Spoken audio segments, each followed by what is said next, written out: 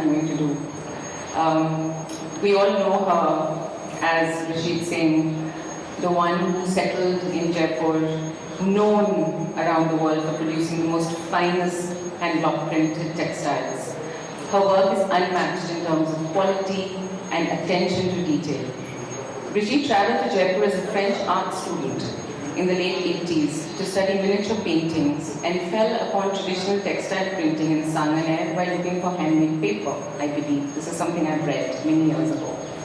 Her work is both inspired and taken directly from archived representations of the stylized motifs from the 17th and 19th centuries of the Mughal Empire. So your fascination of Indian chintz and their influences on the 17th century French provincial prints, I think, is what inspired you. Again, something that I read. You were not a textile student, but you decided to start your own studio. And you decided to start your own studio in a country that wasn't yours. So I just wanted to know, what were your thoughts at that time? And what actually brought you, other than, of course, the textile that you saw and the beauty that you saw in it, and maybe the potential of it? To tell the truth, well, good evening everybody, but to tell the truth, I don't think I did much thinking. And I was young, and I was thirsty for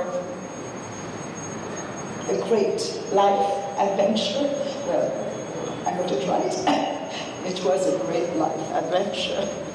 And I belong to that generation, fascinated by, a lot of things that came with the beatnik and hippie culture. I was dreaming, like a lot of youngsters of my generation, of going to Asia to discover another world, other culture, other values, and but I was just the tip of the wings of that generation, so I missed the bus to Afghanistan and India. And I was a student in a well-known design school in Paris.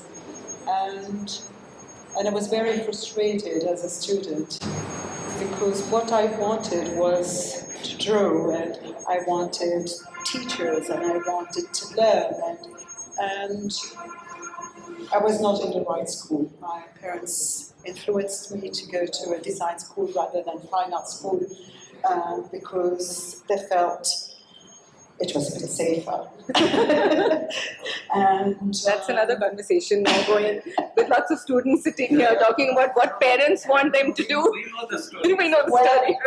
Yes, of course. It's to take the path of art professions and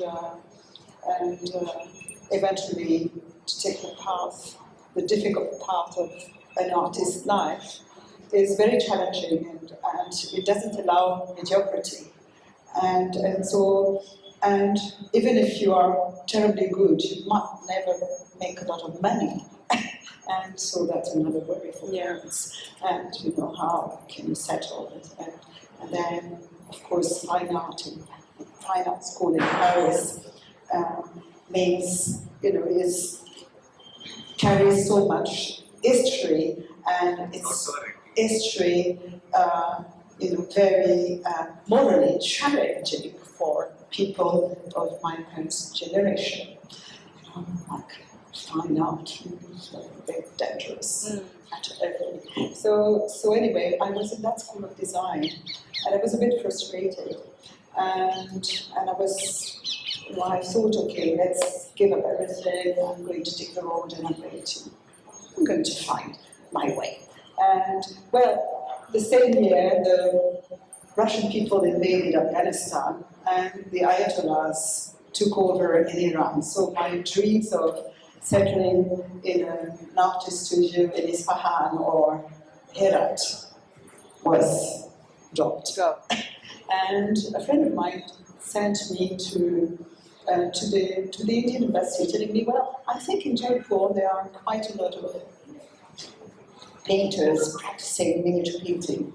And so I went to the Indian Embassy in Paris and inquired about a possible school of miniature painting in Jaipur. And, well, But you never learned miniature painting. and before, no. No. And I knew nothing about miniature painting, about Indian miniature painting. I knew a bit about Persian painting, and that was it. And then I was asked if I wanted a scholarship. Nobody had ever asked for a scholarship to study miniature painting in India. And people came to India to study Sanskrit, to study Ayurveda, to study Bharatanatyam, to study Kathak, to study languages, Hindi, whatever. And but painting, nobody had ever told. So they gave me a scholarship, though I knew nothing about Indian miniature painting. They gave me a scholarship to study miniature painting for 2 years. Fantastic. And I landed in a place where there was no school for miniature painting. So it was a bit scary, I must say. And because I landed here, realizing that the school I was supposed to go to was actually Lalit Kala Academy, and Lalit Kala Academy is not an art school. And so that's the. But I was strong, and I thought, okay, well, I'll do it myself. I'll meet people, and it took me a good 6 months to find my ground in Jaipur, and meet two very important persons for me. My husband, who was with his father, a specialist on miniature painting, and my father being a famous, well-known collector of miniature paintings. And the second person, who was a wonderful person, who's no more also, was Banuji Sharma. And he was a wonderful, wonderful person, and a very, very kind, an extraordinary technician and restorer. And I am more than a thinker. That's why I didn't think much before I came. I'm a technician too, I'm a doer. So it was wonderful to meet someone who was the person who was going to give me, the keys, technical abilities, a skill, and how to use the brushes, and to. I think in the conversation I think a very important thing that is for all young designers to know is more important than the final object. What is very necessary. You can't do anything if you don't have any skills. The same skill that you learn as a child to draw, to write, and I'm sorry that nowadays in schools not much emphasis is given to cursive writing, because it is truly a skill to handle a pen, to be able to write, rather than doing that or that. And so I think it's very important, because it's your hands, and they belong to you with your brains, and it belongs to you.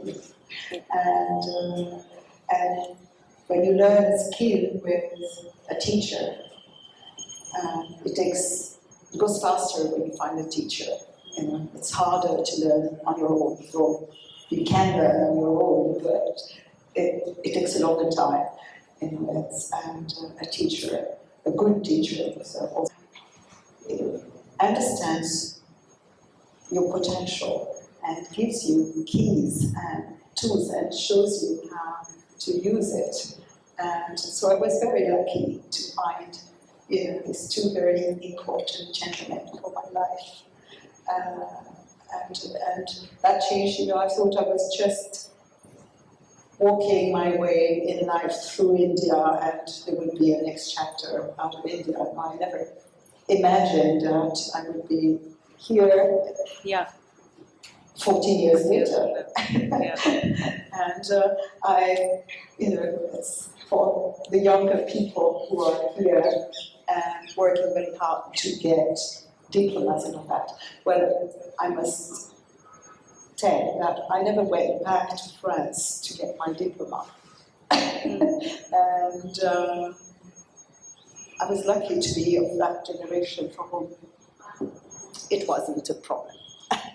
And I hope that all those who cannot get or decide that that is not really what matters, the validation of work, what matters is the real work, it's what you're doing, and what feels right, doing it, and to pursue a dream and go with the flow with it.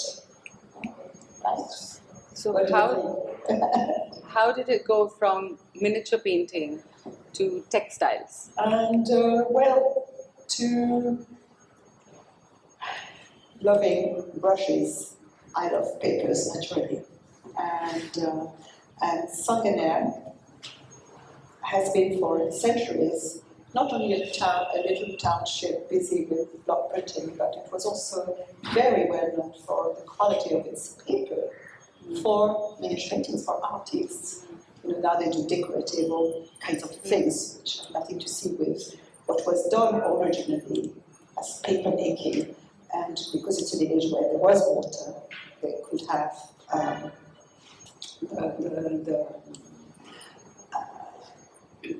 the printing workshops and the paper making.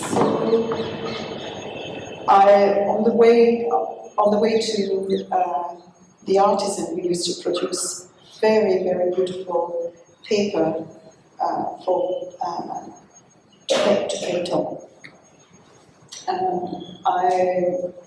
I discovered all these workshops doing block printing, and I'm the daughter of a woman who loved textile and stitching and cutting cloth. She was the daughter of a woman who also loved textile very much, and it was like a good French girl, like Obelix, falling into the magic potion. So I discovered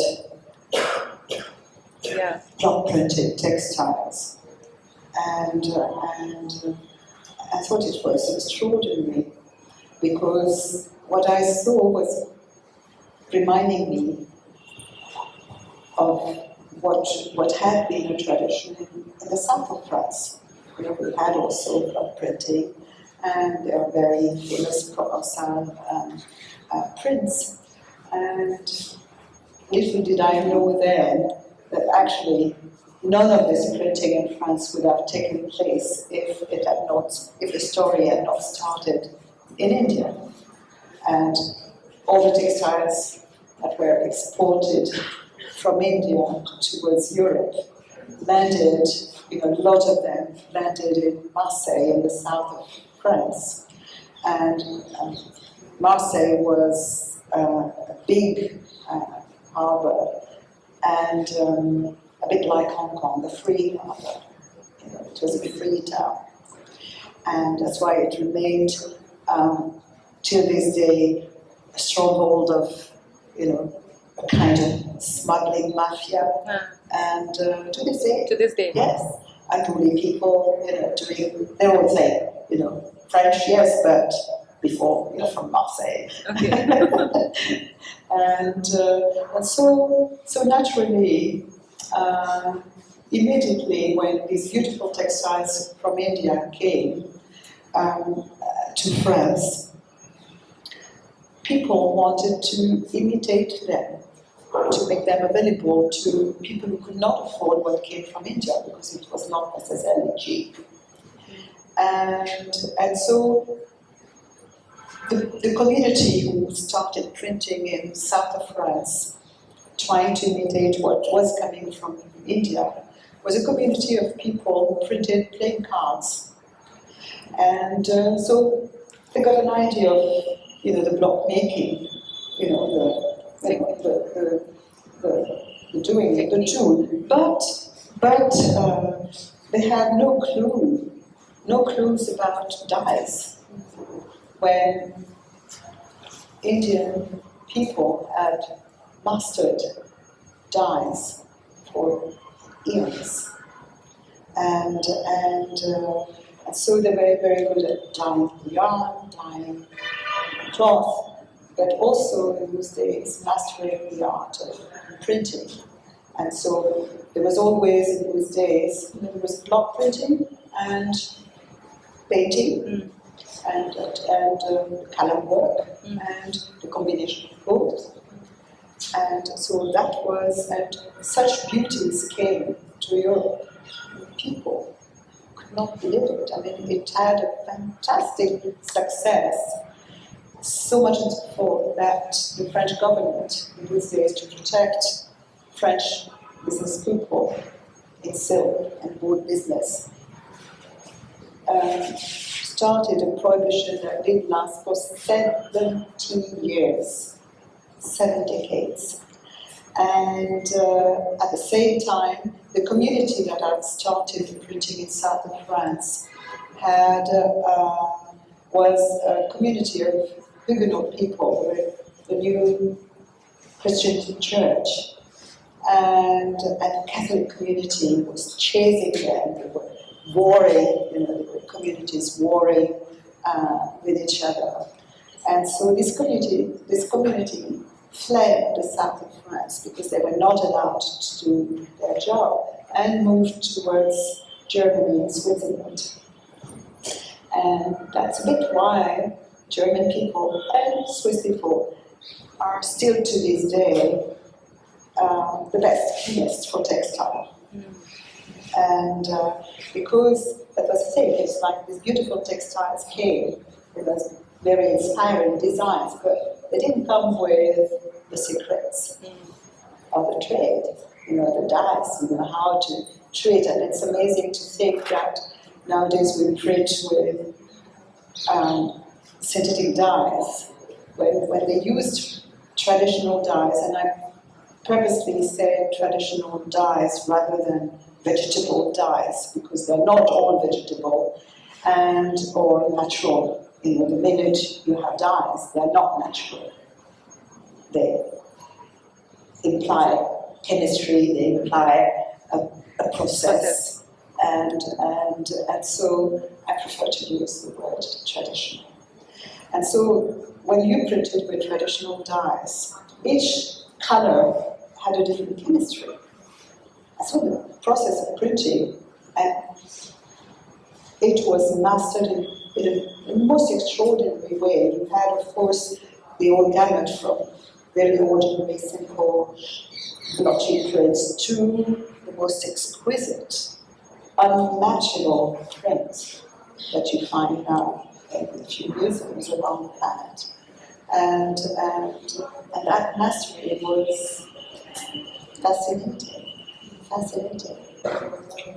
And it was really something extraordinary to be a master printer. And so, I was slowly connecting the two stories, what was seen here, what had survived. And it's really over the last 40 years, what always fascinated me here is to be in touch in India with unbroken tradition. Tradition is never something that is static. It's something that's always moving. And it was fantastic. It's like being in touch with very faraway memories and things that move, get lost, come back, and things that, if you're observant, you can catch and make yours for a while for your journey with a particular tool, and that's why I said that the tool matters more than the product itself, because you can't play good music if you don't have a good tool. Yeah. And so to play your music as if you're interested in textile, in printing, weaving, your interaction, or your action with, your taking possession of a particular tool, and you can be, it can be anybody, trained or not trained, because I think when you choose a profession in design or in graphic art or in art, even you see things, you recognize things, and this is what you have to train, right? And sometimes the person who has also the skill has an eye. So it's a gift in life. Not everybody has it, and not everybody has a good voice to sing.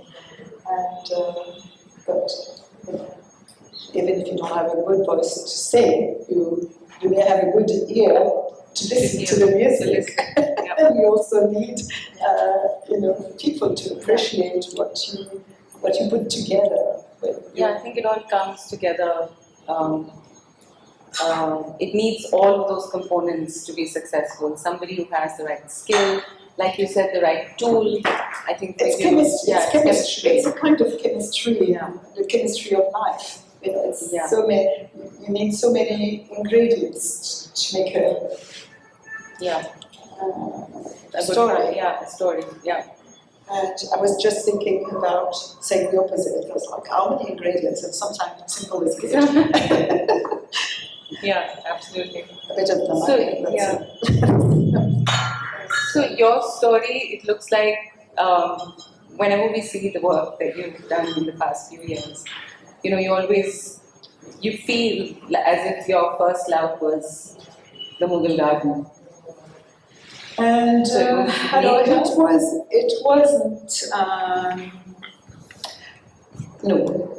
And the first story that I had was in Sanganer with a family of printers quite well known still, the Sad family. And this is the first place I entered, the first workshop I entered.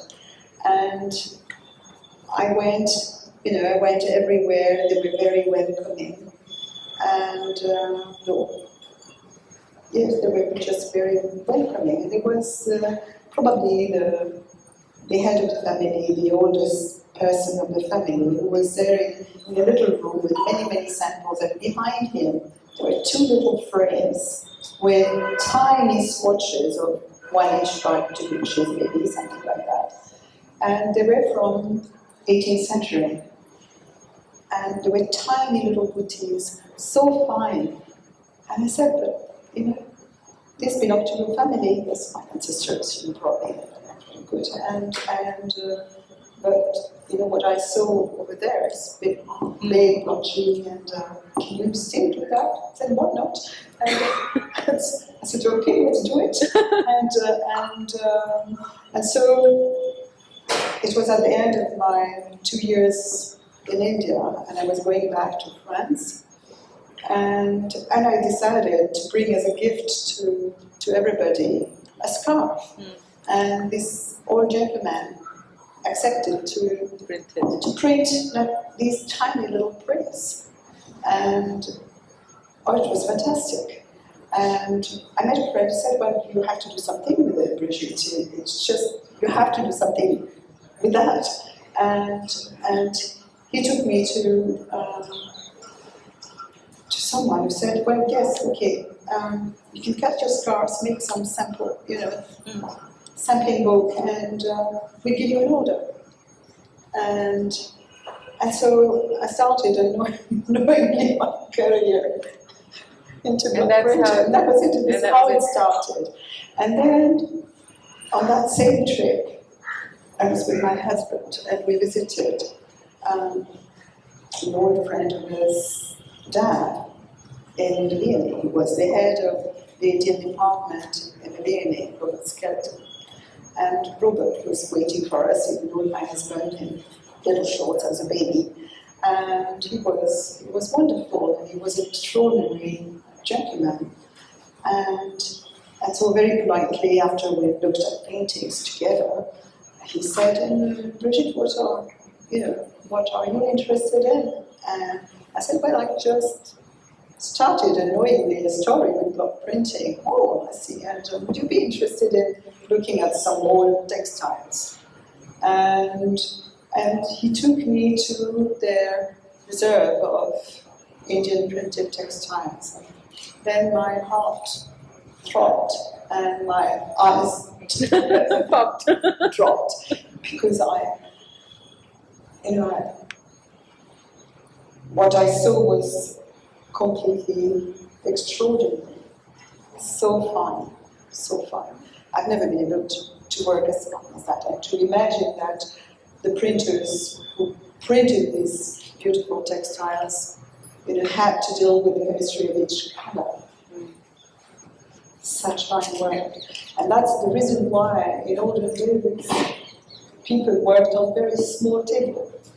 And because you could not pin a textile and stretch it as we do now when we use synthetic dyes. You have now, with the era of synthetic dyes, you have all the pigment and with the base, the paste. And so the same support and the same chemistry is implied in fixing the colors. So you can have a longer table, you can pin your cloth and then you print all the colors you need to print, and then you lift your cloth and fix the colors. But in olden days, there was no question about it. If you wanted to stretch the cloth, what would happen for the next color? You would never be able to, even if your block was perfectly carved, you would never be able to put the cloth on the table the same way with the same tension. And so you would never get a proper registration. And what I was saying was absolute perfection. And of course, the best, the most refined textiles were manufactured, they were printed for kings and queens, and because they could only afford to have a team of people who were not tied up with timing production. It was like, just do the best, we want the best. And it's difficult now to get the best when people always think of competition and timing and a new collection all the time. And the best work goes slow. You just so that's you talked about skill, and you talked about tool, and you talked about process and journey, and you have actually not talked about the product till now.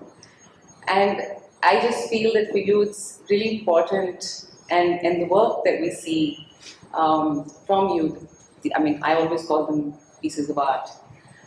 I feel that you've really concentrated on the tool, which I feel has been really important for you in your journey. Well,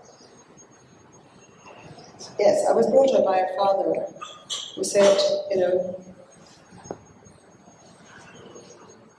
the bad workers have bad tools. If you want to do good work, you need good tools. And I could not agree more. And yes, I think that the tradition stays alive if the tools remain.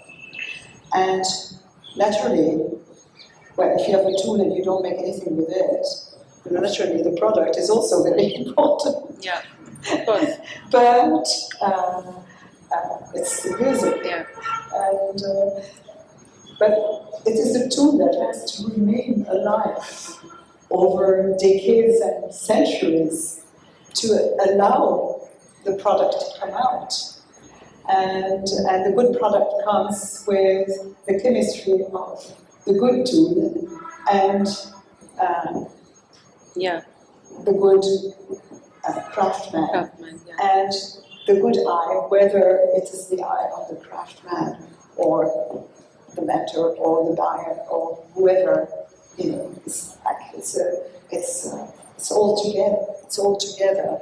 And yes, I think, it starts with the tool, and my fascination with that particular craft is with the carving of the wooden blocks. You have two traditions, as you probably all know, of the blocks with metal inlaid outlines. And there were also very fine blocks, and more in the region of Farrukhabad and Pithampur in Gujarat, and in the south of India too.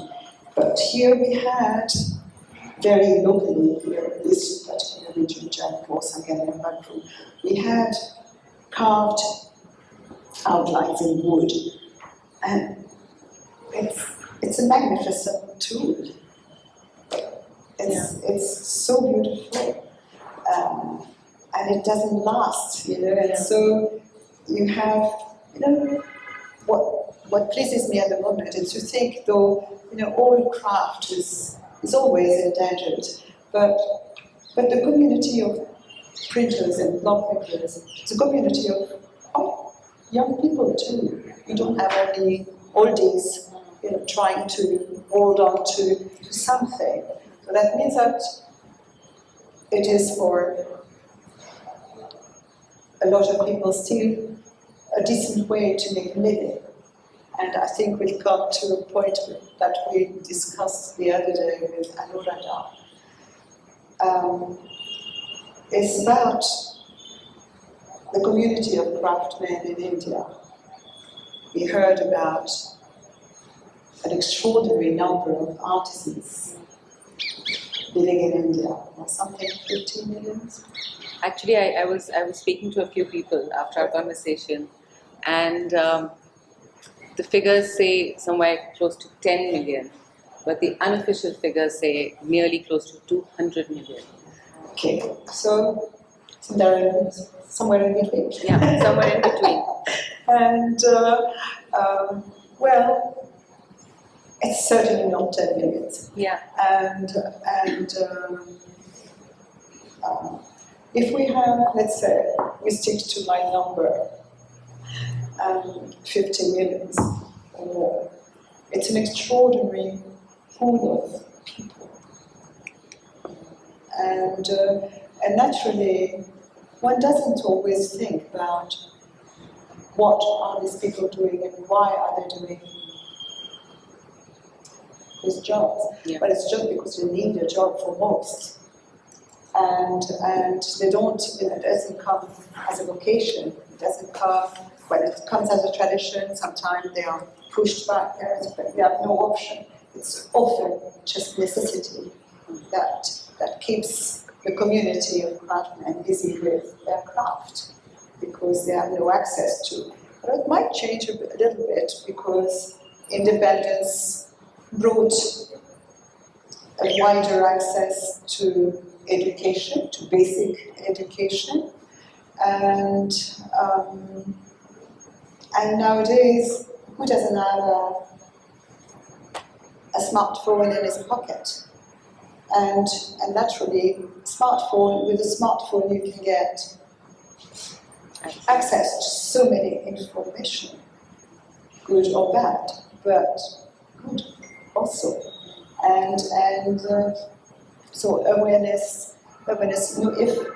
If the youngsters of the craft community find a better way to make a living, they're going to drop very quickly the family craft or the community craft.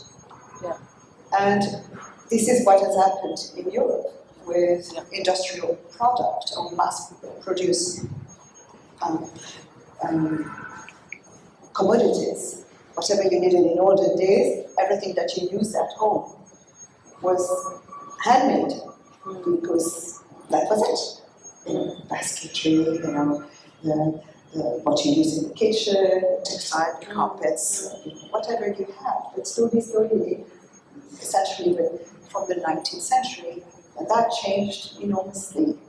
And so slowly, the competition, you could not, people making things with their hands could not compete price-wise, because to make something with your hand, something decent with your hands, took time. Yeah. And machine took less time. And But I think in Europe now, in today's situation, I think if you go to Europe, the artist or the maker, let's call them the maker, I think they're out of choice. But in our country, like you said, a lot of them are out of necessity. well, necessity. So it's just an interesting question that made me wonder. Okay, so basically, some food for thought. Do we have to keep the community of craftsmen poor so that they stay to this job? Question. Yeah. I have no answer. Because It's a very if they had a choice, not many of them would stay in the craft. Yeah, it's a very deep thought. So what is our extraordinary chance today is to have access to this food because it's there. And yes, I think we must be aware that it may not be always here if these people are given the opportunity to get a better living. So what does it mean? It means that maybe we could reconsider the way we look at craft and from within and think, with a deeper respect and eventually, it's complex. It's complex because it's so mixed.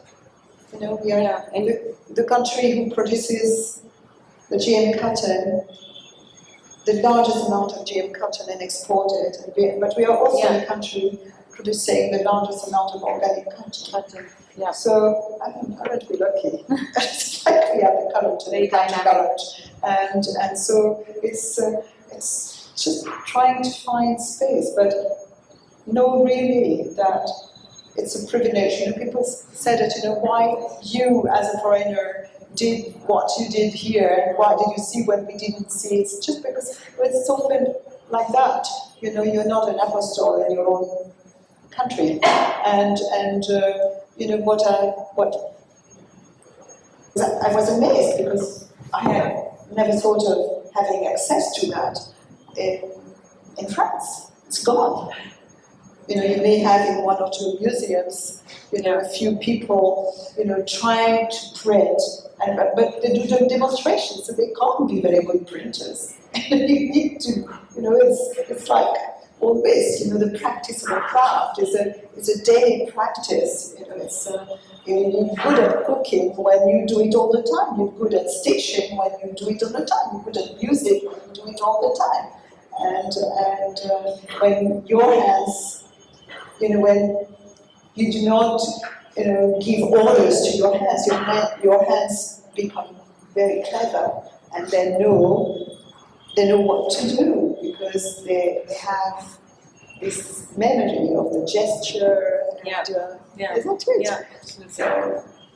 So.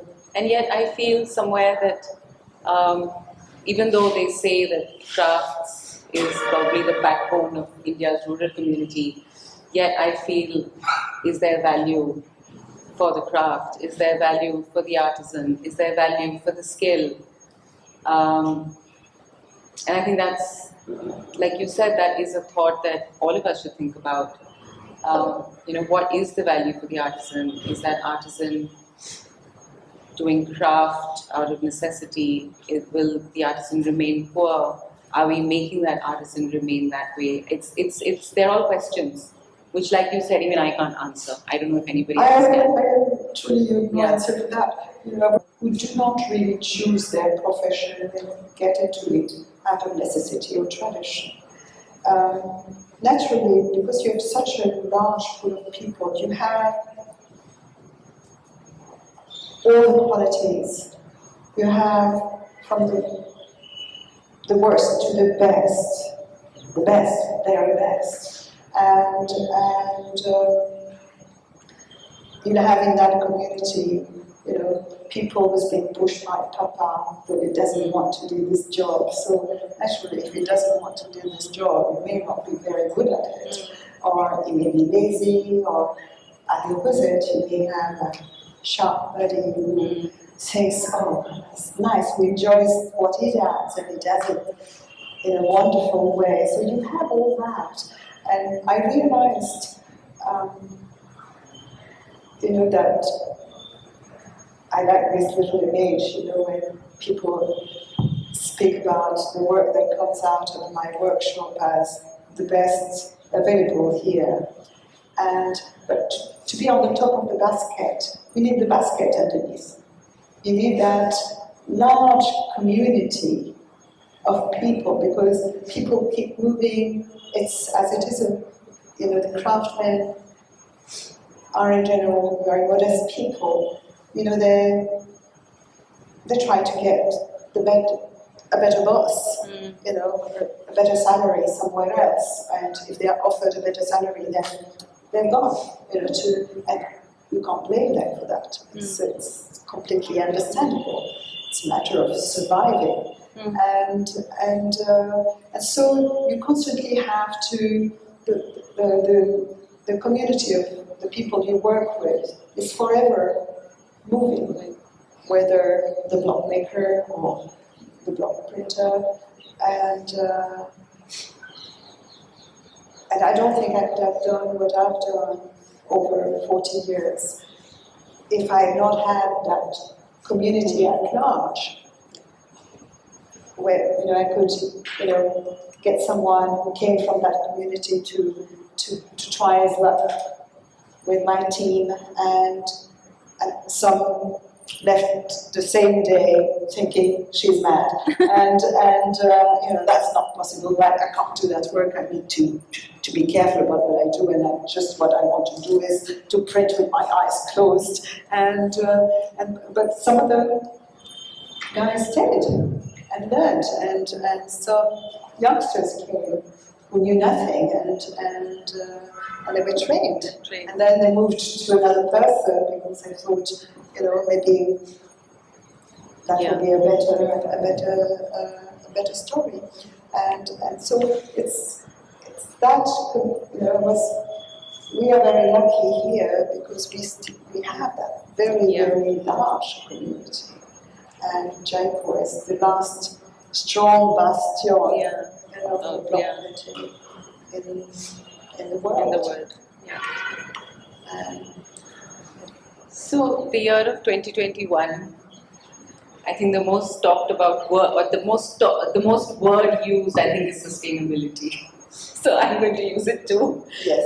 Sustainability. What are your thoughts on sustainability? Well, and I'm not sure I like very much that word, especially because it's been used and misused by the corporation world and by people who fake sustainability.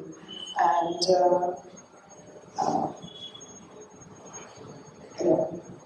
I prefer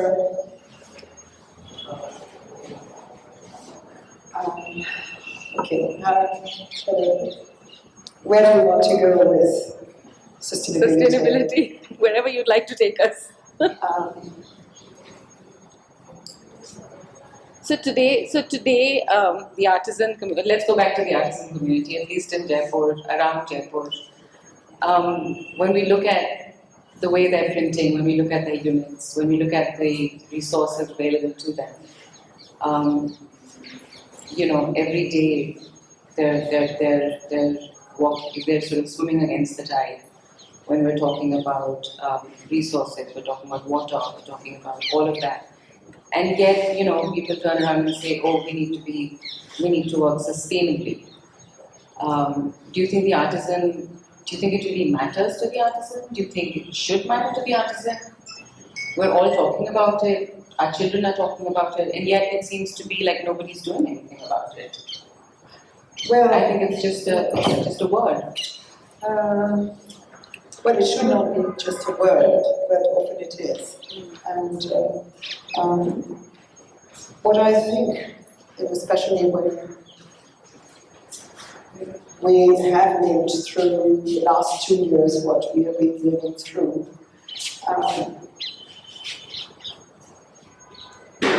sustainability is linked to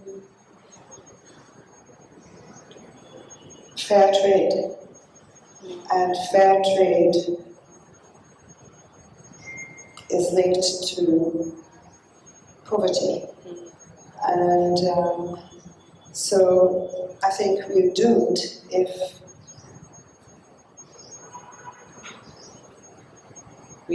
poverty is not tackled. Nothing can change in this world if poverty is not tackled. And so that's it. We can't speak about biodiversity without being environment friendly if we do not deal with poverty first. And there are enough riches in this world for nobody to be poor, but it's not happening. Yeah. It's very, it's very difficult reality, but I think we are all, we know by now, after nearly 2 years of this dreadful story with COVID, that first and foremost, the problem comes from the ruining of biodiversity. And so the moving of things from one realm in nature to another one. And whatever caused the thing, whether it was made in a laboratory or came like that, but it came. It is here, and the story is not finished. And so that's it. It's balanced. We are not. It makes us all realize that we are all together on a planet, in a universe that is close. That the problem of water we have here is not because there is less water on this planet. It's because the water moves somewhere else, where maybe there's too much water at the moment. And so it's that. I think it calls on all of us. Naturally, as an individual, you think, what can I do? Can I change the world? Can I kick the people who are, doing wrong? Well, you can't. And you can't really. But at the same time, we all know that we can change a few little things, and it does matter. And it does matter. Every choice that you make is important. Is important. It's context, yeah. And same way I would say, you need to respect yourself by respecting what comes in your hands, respecting people you live with, and people at large, and whatever is around you. And because, you go from amazement to horror, and That's our world.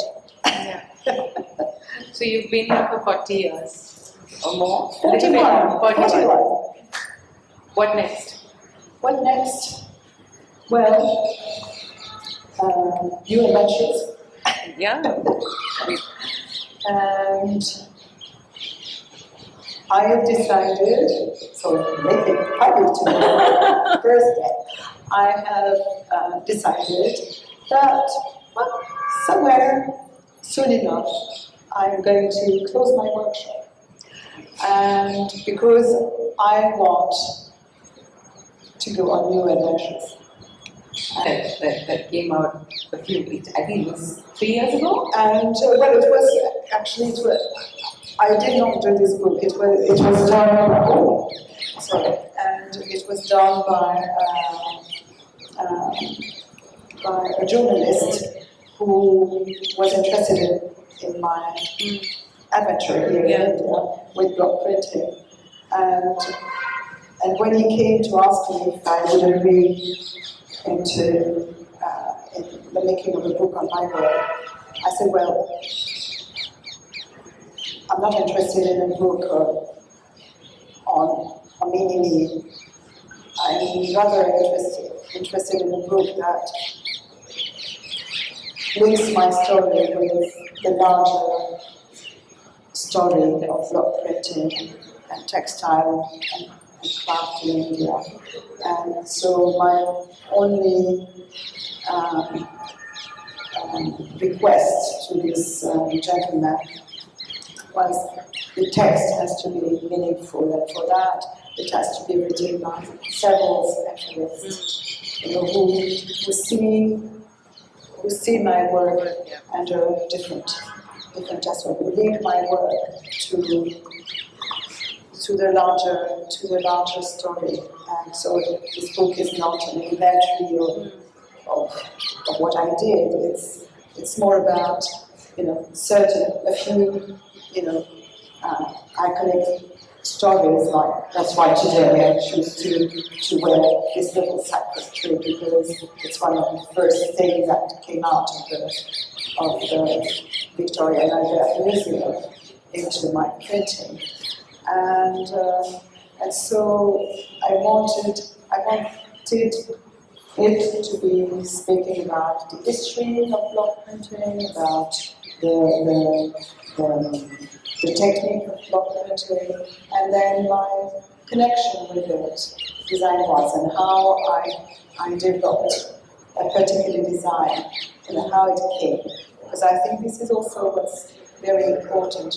There is nothing, another subject that we could speak about. It's the idea for people who have been trained in design school, and of course have heard about copyright, and copyright will be is a very important thing. And France as a country has had the earliest and most extraordinary laws about intellectual property. But what does belong to you, really? Picasso said that all artists are thieves. Yeah.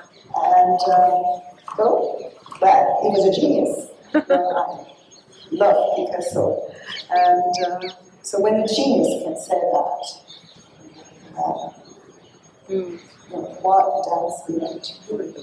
And when I started really seriously, serious little company, looking so village, you have to register your design. So initially I did, and there was no place in those days in India where I could register a design. So I did it in Paris.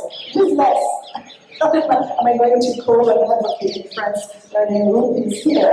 Well, you can't afford it. And basically, law is made for rich people. Copyright is not for the small people. Yeah. No, it's not. For a boutique business, forget it. You have to choose whether you fight your case or you Do your work. Yeah. and so that's it. So I gave up on that completely, very early. I just did not care at all. And for many years I was very protected because I produced so little. Till this day, it's interesting for you to know because I don't think everybody knows that I print no more than 30 to 40 letters a day. Yes. It's interesting to know. It's very specific. Yes. So the story is different. What interested me was excellence. That was like, can I get it sharper? Can I get it stronger? Can I fix these bloody colors? Because if you do something beautiful and then wash it twice and it fades, it's so frustrating. And so slowly I learned my job doing it. We went through failures and learned quite a bit of cloth and experimenting, this, that, and one thing we didn't speak about, I don't know whether the light is coming down, I don't know whether I could speak until midnight, so we won't do that. But something that, and I was very lucky doing, what was extraordinary in this journey of mine is that I could dream something and do it. And I think it's still very much possible to having dream about something and find the person with the skill to do it. And I chose to work very early with synthetic dyes. I don't work with natural dyes. It would take me another life to actually start. I would have been very interested in doing it, but when I started, I was completely ignorant. And actually, when I started printing, it was like the end result that mattered to me, because I did not know what was all behind it. So now I have a very different perspective, actually, with 40 years of experience in doing it. And so the printer I started working with was using what we call pigment dyes. Printers know about it. And I thought it was good because it gave me sharpness, clarity of printing, and very less water to use in a country where we have less water. And when I built the workshop I have presently, the printing workshop I have presently, I built it 17 years back. I called Nila Singh and Pradeep from Baroda, and I said, because they were always very interested in environment.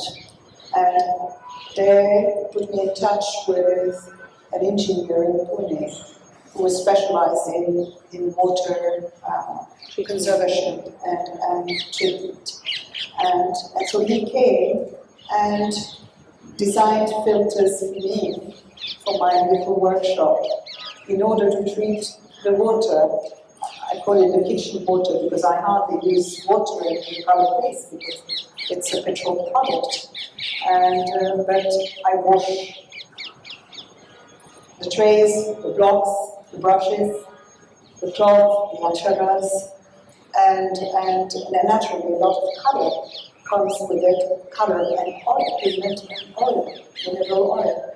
And so this gentleman from Pune designed filters, and this is how I realized actually, you can work with modern tools, these contemporary colors and chemistry, and still do a clean job. Because nothing that is on this planet comes from another planet, besides meteorites, maybe. And so it all answers the rule of nature, which is to come to life, live, die, decay. And so petrol product also is from this planet, so it also can be treated, and it also we can do a clean job. if we decide to. And these filters are extraordinary because they are natural sand filters, so the oldest filter of the world, sand, and over which there is a layer of vermicompost, which is cowden digested by worms. It gives a fantastic, powerful compost, very, very rich with microorganisms, in which we grow a plant that in nature grows in swamps or on the border of rivers or lakes. The canna lily. Yeah. Canna lily is a plant with a very powerful root that digests all that comes Through it. through it. Filter was doing, when very naively when this gentleman designed that filter, I said, but where does it go typically? I thought of, like pour your tea and the leaves in Australia. And it's like, what do you do with that? And it's like, no, there is not that, sorry. See, and so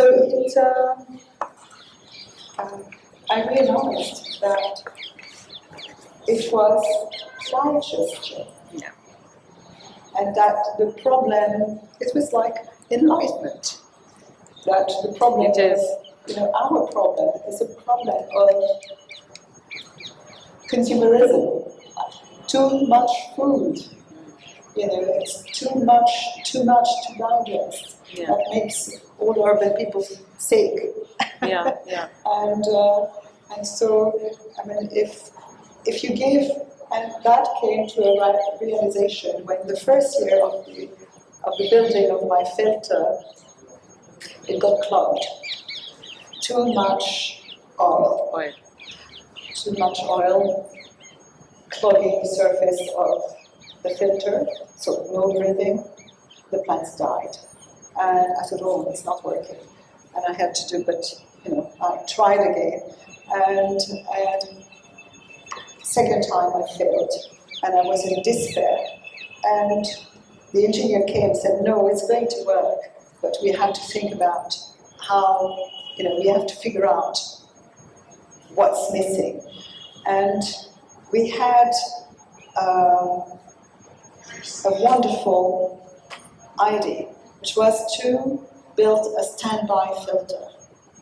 And what came from the printing unit was 1 week in one filter, 1 week in the second filter, 1 week, and it gave the time to the filter to digest what was given.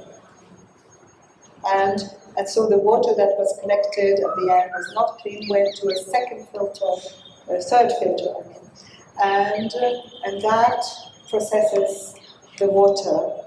And the water that comes out of my filter is better than municipal water. It's one step to drinking water. Yeah, I've seen it, and it's amazing. People are interested. Do you think this is your what next? Hmm? Do you think this is your what next? And Do you think this is maybe the knowledge partly, that- I don't want to be a proselyte, though I don't want to. I'm inviting people who are here, if they want to see these filters, and especially the young people, because it works. It's been now 17 years. I've never replanted my filters. You see, canna lily is a plant that, like the iris, like ginger, like haldi, grows out of a rhizome. And so the plant grows out, flowers, dies, and another Shoot, should come out of the rhizome. And so it's in constant renewal. Yeah, cycle of life. Yes. The cycle of life. Okay. Thank you so much, Brigitte. Thank you so much for being here with us and for sharing. And you're right, if we go on, we can go on till midnight. But then the security is going to throw us Well, out. I hope you've not been bored. Yeah. And I think we have lots more. We were discussing that, we were discussing about school, and we were discussing about classrooms, and we were discussing about how children these days are moving towards being soldiers rather than thinkers. And I said to Brigitte, it would be so lovely if you came and had conversations with young minds. Just talk about your experiences, talk about what you feel, give them some light rather than ask them to perform. And I think that goes through not only for children, but I think it goes for everyone. So thank you so much. You've left us with a lot of thought, with a lot of serious ideas, with a very good proposition for many of us to go and see the beautiful filters that you have and the work that you have. Thank you. Well, thank you so much. My pleasure. Anybody have any questions?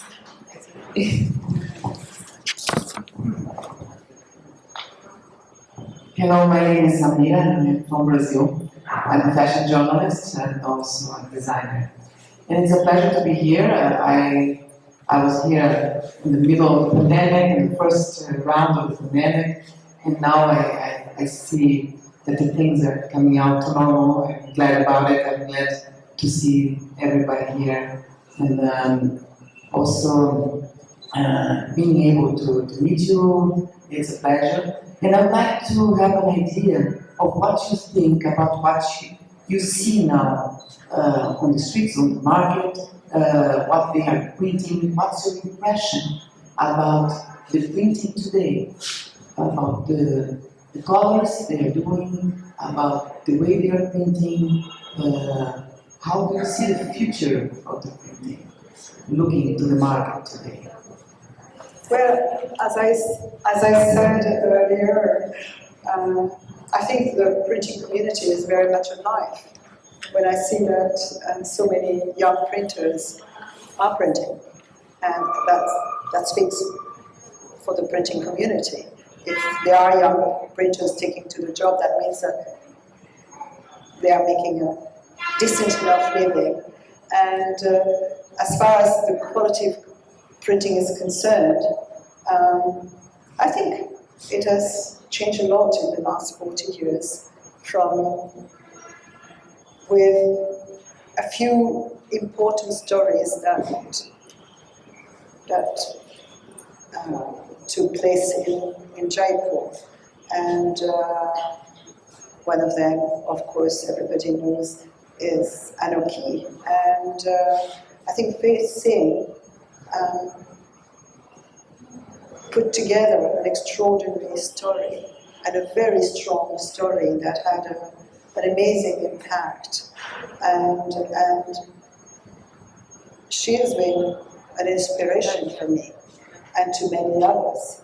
And she has chosen a particular path, and with more contemporary designs and catering to a larger production, but it's nevertheless an amazing story, and I'm so glad that Rachel could put together that little museum in Amber, because it's really a nice little museum, and it's not a museum about general block printing, because they couldn't afford to put together a museum without any government help or any other help, but so was any support. And they tried to get that support when they created it, but it did not happen. So, well, I'm glad they did not give up completely on the story, and that Rachel said, okay, but we have at least one story to tell, and it is the Anarchy story, and it's worth it. And so that's it. Came into that story, and all that mattered a lot. And I think my story has inspired other people to carry on, and I wish people maybe it starts with, you see, when the story of copyright and copy always works with desirable object. Okay, she has it, but I can't have it. Well, I'm going to try to get it. Anyway, so people do that, and they have done that for centuries. You know, trade has always been about stealing an idea, stealing an object, stealing a technique, stealing something. Anything. It carries on and on and on until somebody does something, Different. More. you know, More. with Yeah. the extra bit. And just because there is a vision or a sensibility. And so it's very interesting to see what now, after a few big stories took place, and in Jaipur, how that influences the next generation to come, who would do something fresh, new, exciting. I think I'd like to take from what Brigitte has said earlier about the basket, where there's a large basket and there are many people and many things and many ideas in that basket. And that's what I think our country is. There's so much in that basket. And there's some good, there's some okay, there's some not. But there's some people who manage to come, who manage to do something different, who maybe stand out, or who, swim against the tide. But there's always that basket. Yes. Yeah? And that basket, I feel, at least for our We have to country, share it. and we have to, yeah. Thank you so much. Yes, my pleasure.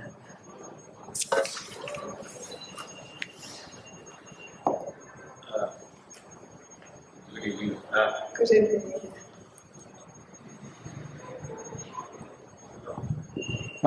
I'm Yunus. I don't know who I am, but I came to my draw my skirt. You were talking about the exquisite, and you were also talking about the blotchy.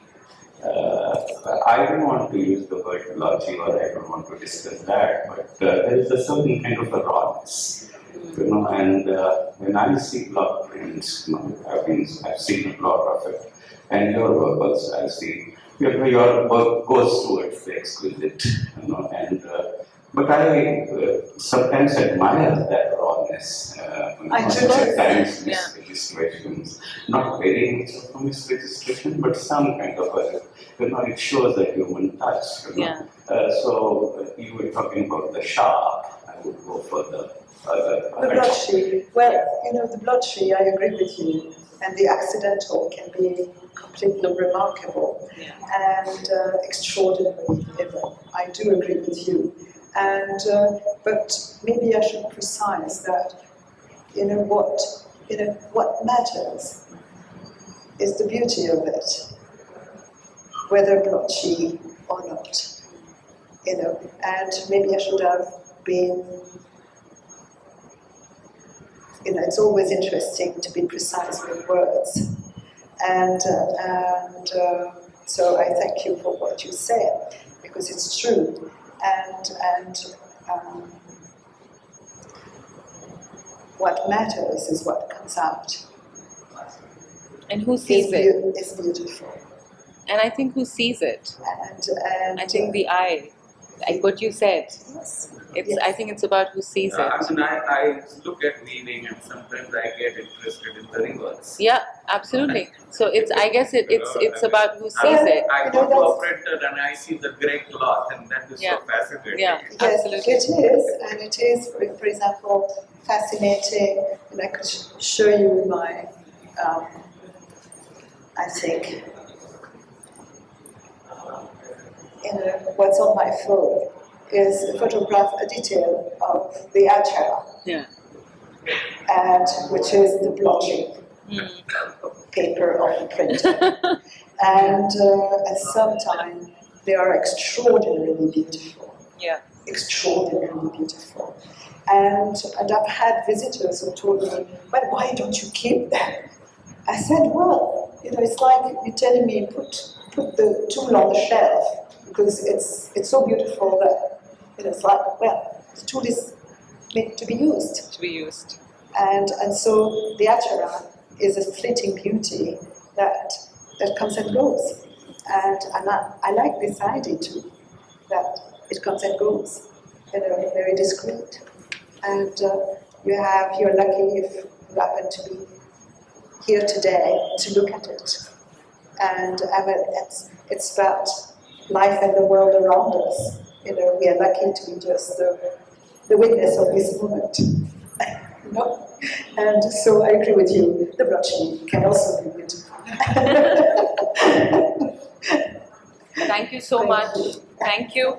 Brigitte, this is Thank something you. from... This is a little token from us, It's a from Nila big token. House. Yes. Thank you so much. I'm so touched. And I'd like to show you something very special that we have here for you, and I do hope that you